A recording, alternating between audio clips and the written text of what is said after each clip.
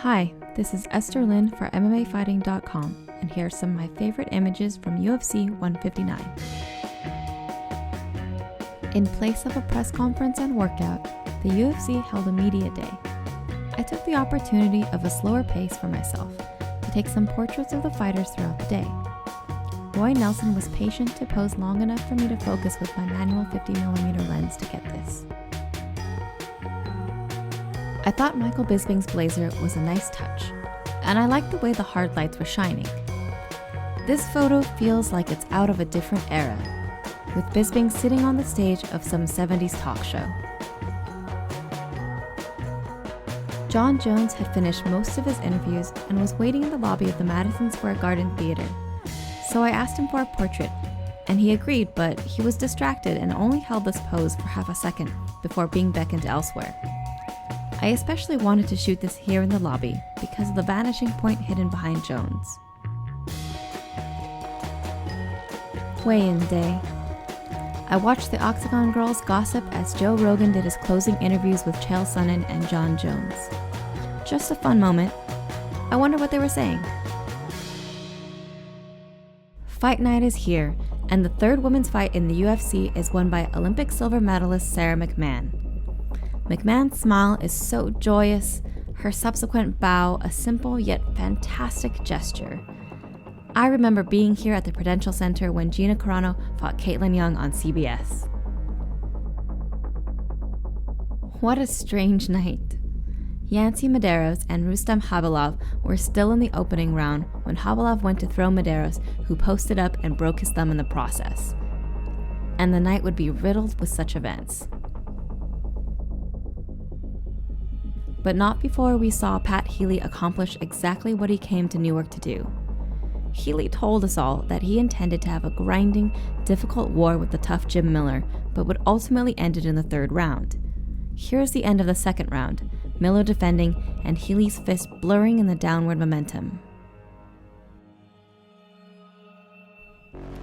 This is a celebration after a hard battle, easily identified by Healy's swollen eye, the crescent of Jim Miller's blood on his left shoulder, the exaltation of winning, made sweeter by the enormous effort and triumph.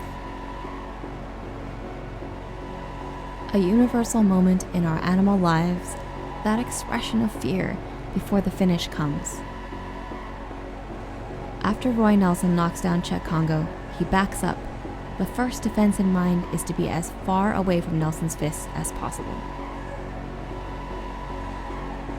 And in classic Roy Nelson fashion, he climbs the cage to rub his belly for the camera on the far side of the cage. Nelson's face displaying feigned surprise takes the cake. A good punch face is always worth a mention in our post-fight slideshow. Bisping's boxing looked crisp.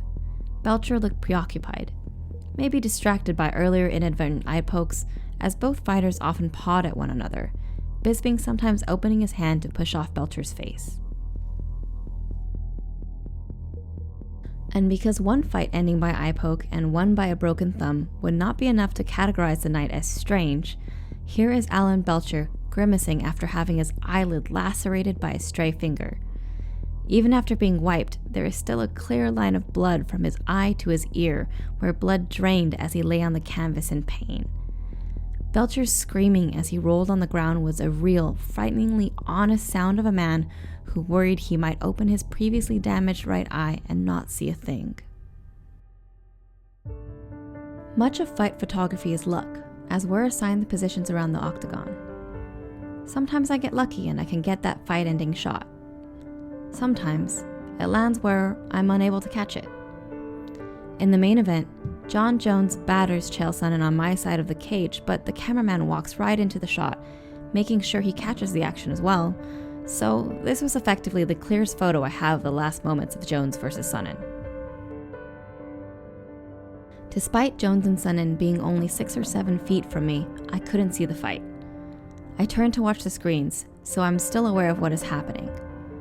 As the end comes, many fans rejoice, arms in the air, while others wear astonishment, mouths agape. In the top left corner, you can see the shot that the cameraman who is standing in front of me is getting. It's fun to watch the crowd during a fight. I love seeing the variety of reactions. Sonnen stands after suffering defeat at the hands of Jon Jones. Looking out into the darkened arena, fans loudly yelling, over a sea of media behind me, racing to succinctly and accurately describe the fight's result. I really couldn't guess what he's thinking about at this moment. The light shining on his shoulders, facing away from their glare. This weird night would not be complete without Jon Jones's big toe dislocating, blood dripping where the bone jutted out of his crooked digit. As the fight ended, he walked away to cartwheel, not realizing his toe was damaged until he went to shake Joe Silva's hand. When he looked down, then looked back at Joe Silva, grinning.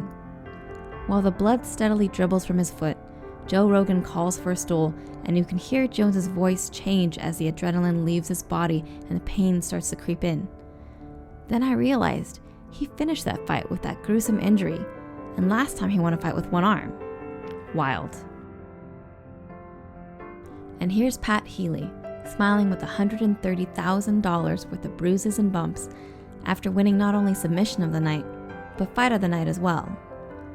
Enjoying his hard-earned victorious return to the UFC and probably the largest paycheck from his dozen years of fighting. This is Esther Lynn for MMAfighting.com. Thanks for watching, and we'll see you in Las Vegas.